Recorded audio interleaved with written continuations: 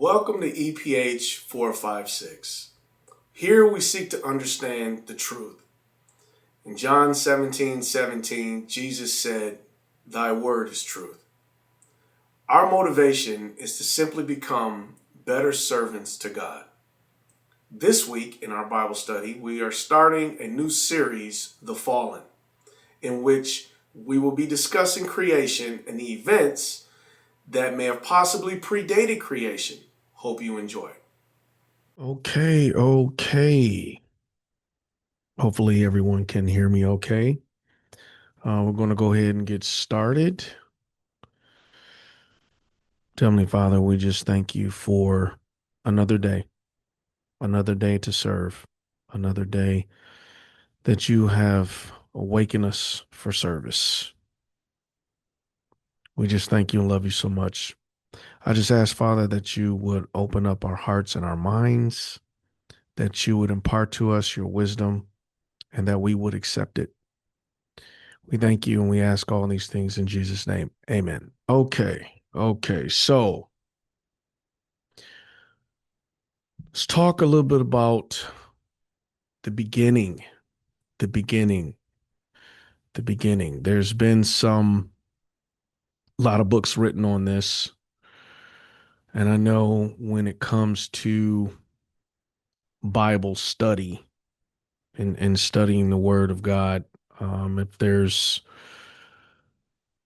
people that come up and have asked me where to begin, what's a study plan, how do I begin? I like to start at the beginning because the beginning sets the foundation and it answers some questions and puts some things into thought initially that sets the tone for everything throughout the rest of the book. So why should we do this? So obviously, the beginning of the Bible is ancient history. So what would be our motivation for doing this? I guess the other side of it is I've listened to Christians say, well, I like the Old Testament. It's history. It's history. But what I tend to come back with is understanding history and the examples provided in history is is how we move forward. There's a lot of valuable lessons to be learned in history, and understanding that the fight that we are in is it has been it's an ancient one to say the least. So to look and to understand more of history and hierarchy within that history helps us establish our roots as Christians. And the more that we seek to understand, the more knowledge we acquire and the more we become aware. Um, I would say our second reasoning for this would be knowing our enemy. And I think that we as Christians might not do a good enough job in doing this, is understanding our enemy, who he is, his past, his present, his future, right? How he can potentially attack us. Understanding, we're going to talk about this a little bit later. I'll expand on it, but understanding our enemy and how he moves is can get us out of a lot of situations that we would not have otherwise been able to get out of. Just paying attention to these details are one of the reasons why we're doing this series called um, The Fallen. And the third thing would be just to educate others. I think I really feel that we as individuals all have our own sphere of influence. And someday, someone within your sphere will ultimately need your counsel. That's just how life works. A little bit more perspective, taking that and looking at it from expanding our view from our sphere of influence to society in general, widening that gaze, I want you to understand that the battle lines are drawn. And let us be clear, this isn't a, red issue versus a blue issue. This isn't a left issue versus a right issue. All of that stuff is just window dressing. It's just deception. This is an old, ancient conflict between good and evil. And all of these things are just disguised illusions to distract us. So I would encourage all of us to look past our egos and some of our personal traditions and seek to understand the real issues within. In this thought, I'm reminded of this verse, which is one of my favorite verses in the Bible. And in studying the Bible, you really begin to understand. And I can't say that you can completely understand it because it's a journey. But in this verse, I begin to understand that Proverbs 25:2, and it says, "It is the glory of God to conceal a thing, but the honor of kings is to seek out a matter." That verse speaks to me because within this book, there's many different ways to learn it. There's many different ways that this book blesses us. Many different ways. One, as an example, one of the ways would be, a verse by verse study. So you read a verse and it gives you some advice, teaches you a small life lesson, maybe some conduct, give you some hope, things of that nature, nourishes your soul. That would be one. A second way to look at it would be a story. There's tons of great stories in the Bible, Old Testament, and in the New Testament, you have their equivalent, which would be parables. And so in these stories and parables, when you look at them in their totality and you read the story or you read the parable, there's a moral of the story lesson that comes at the conclusion of it, where we can use these as an example to say, oh, maybe you might not want to be like this person in the Old Testament, or maybe you do want to be like this old person because in that story, they showed a significant faith or were able to overcome an obstacle, or some of the stories are warnings. But the point I'm trying to make is within the moral of the story, there's a lesson. So you have verse by verse, you have moral of the story. And then the third one is the one where I think it's a level deeper. It's more of a 100,000-foot view where you look at the Bible as various pieces to a puzzle. And you scroll from the Old Testament to the New Testament, and within these books are pieces of a gigantic puzzle, but they're all scrambled. So there'll be something in Ezekiel, as an example, which we'll talk about tonight, that goes with something way back from Genesis. And as you assemble these pieces together, you start to see a bigger picture, which gives you more of gives you a better perspective, if you will, on our hierarchy, our mission as mankind within the earth. All of this to be done before Jesus returns. So I use this example. So think of it as in sports. So for those of us who've played sports, and I like to use sports analogies, but when you watch football per se on TV, You look at the game, there's that level of fan that's just cheering no matter what. They don't even understand what's happening. It's just, I'm not sure what this first, second, third down thing means, but it looks like we're going toward the end zone, and this is great. And they have a basic knowledge of the game, right? Um, Highest score wins once the clock reaches zero. And then there's those who may have played the game. And then you look at it from a much different perspective because of your knowledge. The game hasn't changed. Football's still football. But for the novice, for just the fan, he looks at it from a fan's perspective,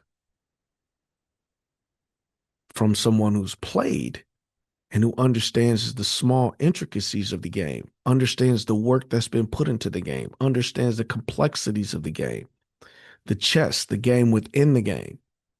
They have a much different perspective of football than what, me as a casual fan does. And it's just like that in the word. Same thing. Those of us who are novices in the word see the word as, just a book, and we can read it and get nourishment from it. Okay, cool. But then there's those of us who would decide to go a level deeper for a deeper level of understanding, which leads to a renewal of the mind and a higher level of spiritual consciousness. That's just the way it goes. So now that I've said all that, we're going to start asking some difficult questions. I want to challenge what we think we know from a creation perspective. And let's just entertain possibilities that can potentially lead us to a different perspective on not only how to look at ourselves, but how we see God. And we're going to get to a little bit of that later. So, what if we started looking at history, looking at the Old Testament, looking at creation from our enemy's point of view? What could we see? Maybe we could understand his motivations. Maybe we could understand some of his tactics just by trying to look at things from our enemy's point of view. Why would after all that was seen in history of the universe, having experienced that, notice I didn't say earth there, but in the universe, why would our enemy look to betray an all-powerful God after witnessing all the things that God had done, from him being created up until the point of him falling? What would make you do that after seeing all these things? And when I look at it from this perspective, it's a little easier to understand why we, mankind, um, struggle with the concept of God in some cases. And you see this all the time because there's believers and non-believers. That's just the way it goes. But no man has seen God. So it requires faith in order to get you there, to where you can believe in God. And another level of faith for you to believe in his son, Yeshua. And another level of faith to believe that God comes to man in human form and sacrifices himself for man, for that which he is actually created. A different level of faith. But, and I'm sorry, I'll chase some rabbits, but getting back to my point, he would not have, our enemy would not have to have had that faith because he would have seen it. So, what would make you betray an all powerful God, knowing of the intellect that you would have? Obviously, being way smarter than us, we can't even comprehend the knowledge that he has. And furthermore, what would make you feel that you would have to prove yourself to this all powerful God? Why would you feel you needed to prove anything other than just a level of service? And we're going to talk about the hierarchy within the angelic host and where specifically Satan, our adversary, set as he's a key part to understanding creation in that whole picture. So I want to reiterate that sometimes looking at the motivation of our enemy can help us understand the methodology in which they are thinking and can also add valuable insight in uncovering how our enemy will attack us or make moves against us. Because you see, he's subtle. So oftentimes we don't see what he sees. It's a gradual process down the path that ultimately leaves in our demise. So, as a bit of advice, and one of the motivations why we do these sessions and Bible studies is because, and I would say, consider Sun Tzu, who was a famous writer. He wrote this book called The Art of War. And within that book, there were two components, two basic components: know yourself, know your enemy. This is one reason why self-deception is such a weakness. Because when you aren't able to understand who and what you are and be able to accurately self-evaluate, you're going to struggle with attacks. That's you, that's me, that's any human, which is one of the reasons why fundamentally I believe Revelations 3:18 and 19 say when Jesus is talking and addressing the church of Laodicea, one of the things, one of his or piece of his advice is, I counsel you to buy from me eye salve so that you may see yourself. Well, that has a bunch of different values in doing that, because when you're able to see yourself, you see where you are, and you're able to understand the gap between where you are and where you need to go. And then you can start accurately, strategically thinking through a process of traversing that gap.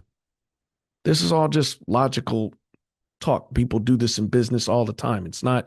It's just basic strategy. It isn't anything that is quote unquote biblical, but it has biblical roots. Understanding where you are in the world and understanding where you want to go in your life and being able to traverse that gap and to develop a strategic vision on how to do that is key to success in anything in life. You got to have a plan, right? So when he says, buy from me this eye salve, he's encouraging you to allow him through your humility to reveal yourself to you so that you can understand your strengths as well as your weaknesses. And then only then can you understand who he is. Okay. So, all right, with all that, that's enough background. Kind of, man, I kind of off there, but I wanted to give you a good foundation on kind of where we're going and what the thought process is with relating to um, our studies in this series called The Fallen. So with this, we're going to go to Genesis 1:1, And I'm just going to physically turn there so I can make sure I stay on track. So, Genesis 1:1. In the beginning, God created the heaven and the earth. So, interesting, before we move forward, I want to point this out. So, in the beginning, God created the heaven and the earth. This just kind of speaks to God's genius with to me. Understanding that the universe has four basic properties or principles, right? So you have time, energy, space, and matter. That's what makes up the universe. Okay. So you have all those four things in Genesis 1:1, which when you look at it in this detail, you're able to understand that this already, as soon as you crack the book, is a whole lot bigger than all of us. In the beginning, beginning being time, God created, created being energy, the heaven, which is space, the earth, which is matter. Unbelievable his genius. Unbelievable his genius. So, in the beginning, God created the heaven and the earth. So, when I look at it from that perspective, you can't help but wonder this. Actually, let me take a step back. So, when I read that phrase, I should have said this first, but when I read this phrase in the beginning, or in this verse, in the beginning, God created the heaven and the earth. And I can't help this, what comes up to mind is fairy tales, right? So, and fairy tales from this perspective. So, I'm not sure when it originated, that style of writing, but you can always tell a fairy tale from these four-ish words, 5 words, 4 or 5 words. Once upon a time. When I say once upon a time, or when somebody reads once upon a time, you know it's a fairy tale. You automatically know it, right? But what if there were, and this is just my own speculation, and sometimes sometimes it's good to speculate, sometimes it's not, but this is what I think of. What if there were many books that started with in the beginning God created? But this Bible is our book, mankind's book. But what if there's other planets with other books that all begin with in the beginning God created? So I don't know. When I think about that, it forces me to look at things from this perspective. Really, it takes my focus from man, which is earth, us, and us being the center of the universe, earth being the center of the universe, to a vastly different space with tons of planets, with tons of life, all created by the same God. And when you look at it like that, when I narrow the focus back to earth, man becomes the center of attention. But when I look at earth in the context of the universe, earth is just another planet. It's just another one. But there's only one God that is controlling everything. And when you look at it like that, it forces humility because you understand your place. And in some ways, our insignificance. And we'll touch a little bit more about that. So, getting back to Genesis, sorry, I didn't mean to chase that rabbit, but getting back to Genesis. So Genesis 1:1, in the beginning, God created the heaven and the earth. And Genesis 1:2, let me get back there. Not sure why I left, but all right. Genesis 1:2. Okay. And the earth was without form and void, and darkness was upon the face of the deep, and the Spirit of God moved upon the face of the waters. So this has been introduced before by various theologians and scholars, but a gap theory, meaning that there was a period of time between Genesis 1:1 and Genesis 1:2. Personally, I don't see how there could not have been, based on the scriptures that we're going to read and try to put this puzzle piece together. But looking at this from not just an earth view, but from a universe view, is it beyond the possibility that there may have been life or a different planet structure on Earth before the events of Genesis 1:2? Is it beyond that possibility? Well, no, it's not beyond the possibility.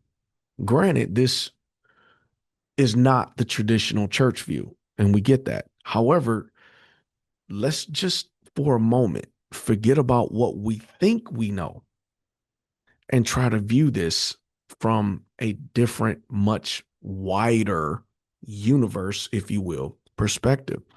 And when we do this, it continues to shift our focus from Earth again, as mankind representing Earth as the center of the universe, to a much wider picture of the universe. And that again, organically, it just automatically happens, organically shifts our focus to God, who is the creating, controlling force as the universe's overall center, right? So, why do I think there's a gap? Well, there's a few different verses that come to mind, and we're going to go through them right quick. So, first, we'll be reading from, well, I guess, secondly, well, first verse in investigating this, we're going to be going to Jeremiah 4:23. And what's interesting about the Bible is the Bible's got this thing, man, where the prophet or whomever's writing the book, or the author of the book, is just writing, and he's on a thought, and he's doing this thing with this thought. Everything's going good, and then all of a sudden, he just like totally takes a total left turn. And I look at that like it's a movie. So we've all seen the movies before, right? Where there'll be flashbacks within the movie. So you'll see, some guy will be, some of these romantic comedies or whatever. So he's looking at this girl, right? And he sees her like, for the first time in a long time or whatever. And then boom, it flashes back to like them, initially meeting or spending time together or whatever. I'm not sure why that example came up, but in any case, you know what I'm talking about. So this, and the Bible does the same thing. Interesting how movies and storytellers got that style from. Just saying. So in Jeremiah 4:23, it says, I beheld the earth, and lo, it was without form and void, and the heavens, and they had no light. I beheld the mountains, and lo, they trembled, and all the hills moved lightly. I beheld, and lo, there was no man, and all the birds of the heavens were fled. And I beheld, and lo, the fruitful place was a wilderness, and all the cities thereof were broken down at the presence of the Lord, and by his fierce anger. For thus hath the Lord said, the whole land shall be desolate. Yet will I not make a full end. For this shall the earth mourn, and the heavens above be black, because I have spoken it. I have purposed it, and will not repent, neither will I turn back from it. So, and that's Jeremiah 4:23 through 28. So, what's interesting about this is that it paints a picture almost like a post apocalyptic state that the earth is in. No birds, mountains trembling, almost just completely. When I read this passage, it's just complete and total annihilation and desolation. It's destroyed. There's nothing there, right? And then when I flip back to our original text in Genesis 1:2, I need to put a marker here. I can tell you that. I'm learning, man. I'm still learning. So, and it says, and the earth was without form and void, and darkness was on the face of the deep, and the Spirit of God moved on the face of the waters. That sounds like a post judgment state that the earth is in. And that what we're about to see in verse 3 is God restoring the earth. But before we get to that point, I want to focus on a couple different words. So as we're breaking this down, and it's important, and I should have said this before. So the way our mind works when we can read a sentence and we'll pick out things like, as an example, the sentence could say something to the effect of, Sally went to school in a red coat, or Sally goes to school in a red coat. Okay. Just using this as a silly example. Our mind picks up school, Sally, coat, red. That's what it picks up. And then it just automatically fills in the gaps.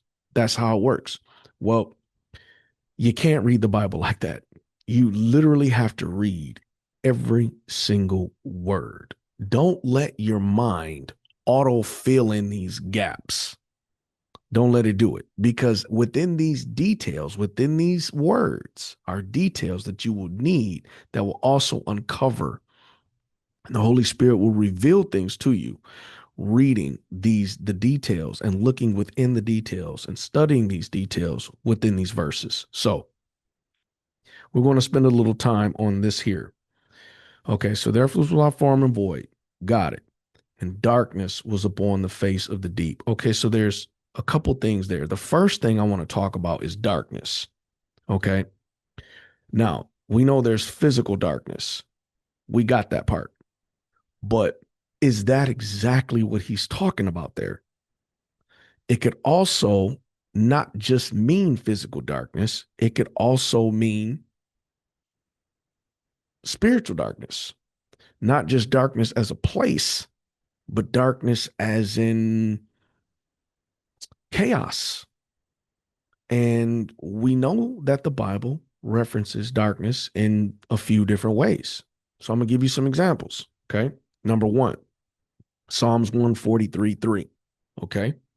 Psalms 143:3. And it says, for the enemy hath persecuted my soul. He hath smitten my life down to the ground. He hath made me to dwell in darkness as those that have been long dead. So he has made me to dwell in darkness. So does that mean darkness as a place? Does that mean darkness as like a status? Like, dude needs some light? Like, what is he talking about there? And then there's a different aspect to darkness. And you can find that in Isaiah 8:22, which says, 8:22. All right, there's 7. Oh, it's 11. Okay, so 8:22 says, and they shall look into the earth and behold trouble and darkness, dimness of anguish, and they shall be driven to darkness. That doesn't sound like light and dark. That sounds like status. That sounds like a state of mind almost. Driven to darkness, diminish of anguish, and behold trouble and darkness, dimness of anguish, and they shall be driven to darkness. It sounds as though um it's describing darkness as like a state of being or a state of the mind. So last example. All right, John 3:19. So I try to give several examples that illustrate our topic and points out different details to our story and the topic that we're studying. Just to, again, give you different perspectives. It just forces you to critically think of what the Bible's trying to tell us. Okay, so 3:19. Now, for me rambling, let me get to the book. John 3:19. Okay. And this is the condemnation, that light is come into the world, and men loved darkness rather than light, because their deeds were evil. So in this verse, he's describing darkness as a state of mind. So again, 3 verses, 3 similar but different examples. So getting back to our core text that we're studying, excuse me, in Genesis, back to Genesis we go. And the earth was without form and void, and darkness was upon the face of the deep. See, that word darkness, after reading those 3 texts, just got a whole lot deeper. Because now you're trying to understand and think, well, what does he mean by darkness now? I just thought it was just dark. And then he just said, let there be light. And then there was the light. But when you look at these other 3 verses, it brings into a different perspective of how the Bible describes things. Okay. All right. And the next piece of this was, and darkness was on the face of the deep. So what is the face of the deep? What is that? Well, the face of the deep is a term that the Bible uses to describe the secret places within the waters or under the waters. So there's a few different places that the Bible references the face of the deep. One is Genesis 7:11. Okay, and I'm gonna just quickly go there.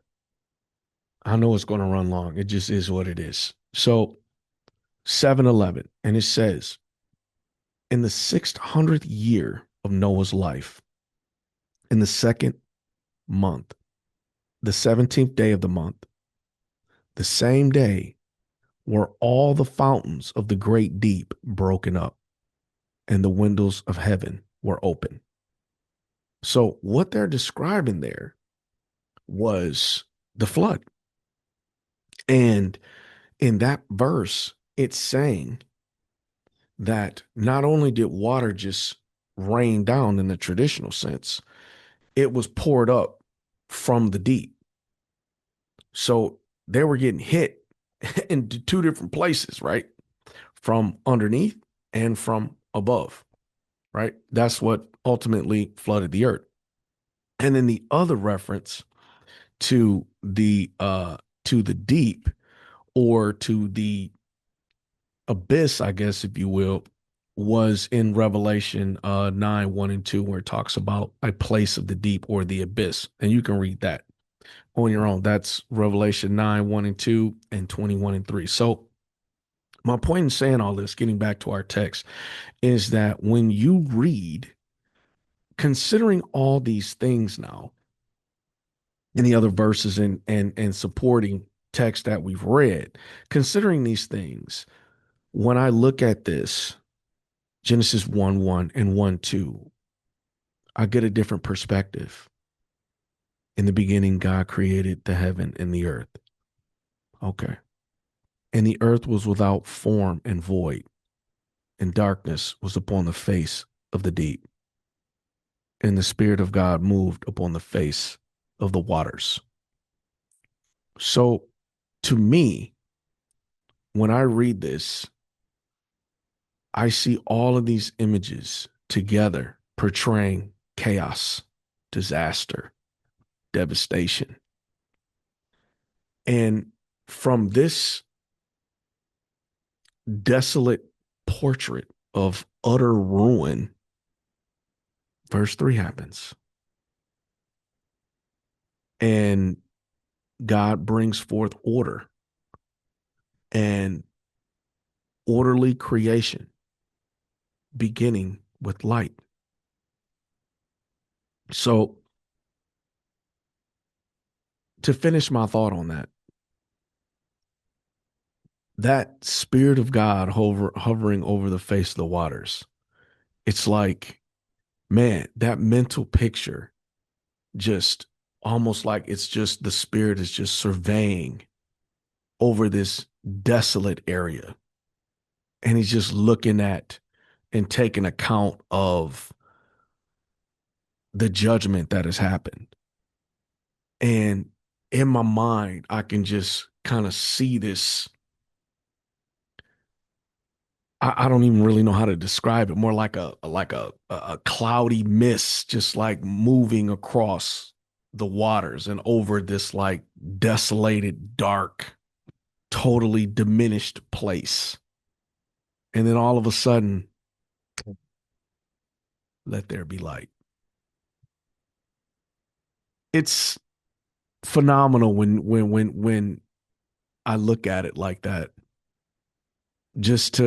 I have a newfound appreciation for these three verses, Genesis 1, 2, and 3, because you get to see the devastation of what it is. This is kind of what happens when, um, at least the way that I see it, this is kind of what happens when we're kind of left to our own demise. There's just kind of, we can ruin anything. And then through his son, there's let there be light. Unbelievable. So, what I want to point out here, it's just a small point I want to make. So, the Bible doesn't record at this particular point, the Bible had not recorded there being any creation of water, right? So, no creation of water doesn't say that at this point. So, if there hadn't been creation of water, how could the Spirit be moving across the face of the waters? I'm just saying. So it kind of goes back to this gap theory, right? Something existed before.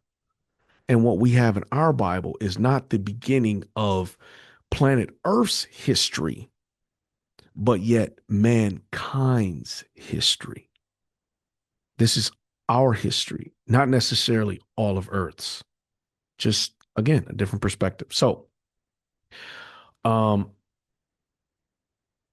just get back to my place. So, finishing my point on water. So that would mean, as he is going through and moving across the face of the waters, this would mean that water would have had to have existed within the firmament in the middle. So, and on the second day, what we're going to discover is that God created a expanse, if you will, between the waters. But again, the waters were already there. So with that, what are the possibilities? What are the possibilities? So as we've been talking about so far, what could have possibly happened to bring the earth to this devastated state? I mean, it's only possibilities. There isn't anything that we know for sure. The Bible does say some things that could have possibly been placed during that time period. And we're going to talk about those as we examine it. So, again, what could have possibly bring devastation where the entire earth would have been desolated and sunken into complete and utter chaos described in these texts in verse 2, right? The only possibility that I can think of that fits within some of the other biblical narrative is war. Why do I say war? Well, we're going to get into that. There's a lot of different things that factor into me saying war. Okay. So let's just explore for a minute what we know that could have existed during this time period. Again, all speculation, but in putting these pieces together and keeping or helping us put together this overarching picture, which we're discussing. So, Job 38. I'm going to be rolling to my man Job. This is a very interesting book, Job. If you haven't read it, I would suggest reading it. It's a very humbling book, and we're going to be referring to Job often in part one of this series, The Fallen. So, Job 38, 4-7, and it says, make sure I got the right one. 38, 4-7. Yes. Where wast thou when I laid the foundations of the earth? Declare if thou hast understanding. Who hath laid the measures thereof, if thou knowest? Or who hath stretched the line upon it? Whereupon are the foundations thereof fastened? Or who laid the cornerstone thereof? When the morning stars sang together, and all the sons of God shouted for joy. Okay, so I'm going to start there. So, noticed a couple things. Whereupon the foundations thereof are fastened. Who laid the cornerstone thereof? So, to me, what that's talking about, if we're looking at this from a devastated state, the foundations of the earth, the cornerstone of the earth, to me, would have existed prior to the devastation, depending on how much was destroyed.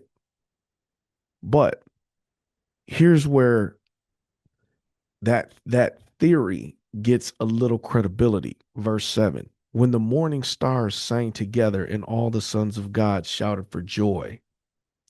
So what that is describing is the foundations laid, the cornerstone laid, the morning stars, aka angels, sons of God,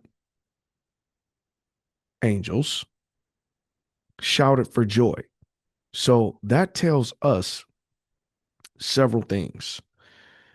Angels would have existed, whether they be the morning stars, if you will, or the sons of God, if you will, could be reference to different angels or some status within the heavenly hosts. Not sure.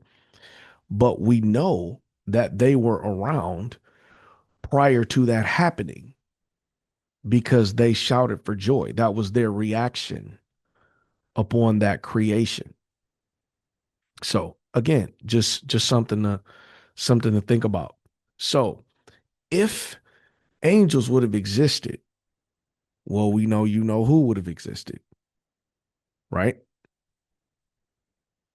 Interestingly enough, the Bible at this point has not spoken of there being any war or in heaven or any interplanetary conflict, if you will, right? After the Garden of Eden events are described. So you have creation where God goes through and he recreates, with this possibility, recreates the world as we know it, mankind and such. But after that point, it doesn't describe there being any type of interplanetary contact after the creation were described. We know that once we get to the events within the Garden of Eden, Satan has already defected. He's already an adversary. So that would fit within that gap or pre-Adamic state, if you will.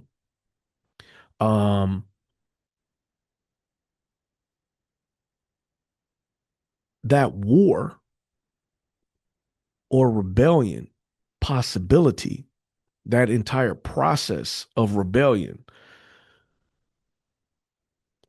I mean, we can only speculate, but I can imagine if you got a bunch of angels fighting, um, what kind of devastation could that bring? I mean, literally in Isaiah, and I'd have to look it up. I'm sure we'll reference it in another part of this series, but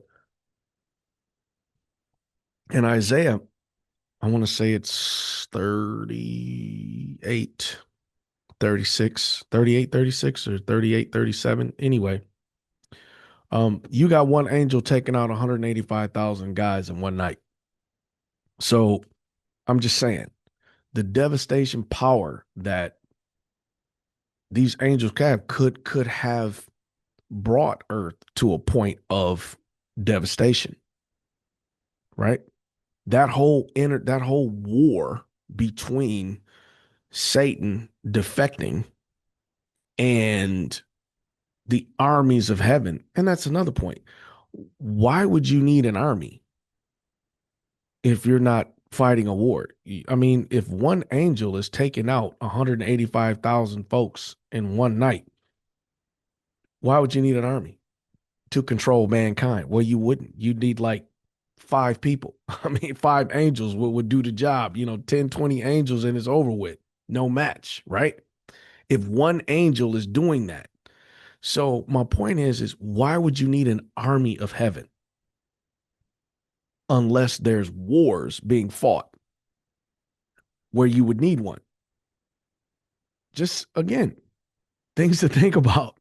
So, man, I'm just saying, and I'm going to reference the army of heaven again, which I find kind of as a part of this picture, because with the earth being in a desolate state, this war between these two supernatural powers, good and Satan's defection, could have caused it, could have caused other damages that we're just not aware of, aren't able to verify. But my point is when you look at it like that, again, it keeps in focus of how insignificant we are and our power and what we can do versus what angels can do, even more so what God can do. We have no concept of it. We cannot understand the depth of it. And we're not meant to in this life. But again, it just helps us keep this into perspective. When you look at it like that, there's no reason why we would think we're running anything. What are we running? Nothing. So in any case, war is a possibility, a rebellion in heaven that could possibly explain the state that earth was in prior to the events of God bringing light or order to the chaos, or to the cosmos, excuse me. So, army of heaven, I promised you some verses on that.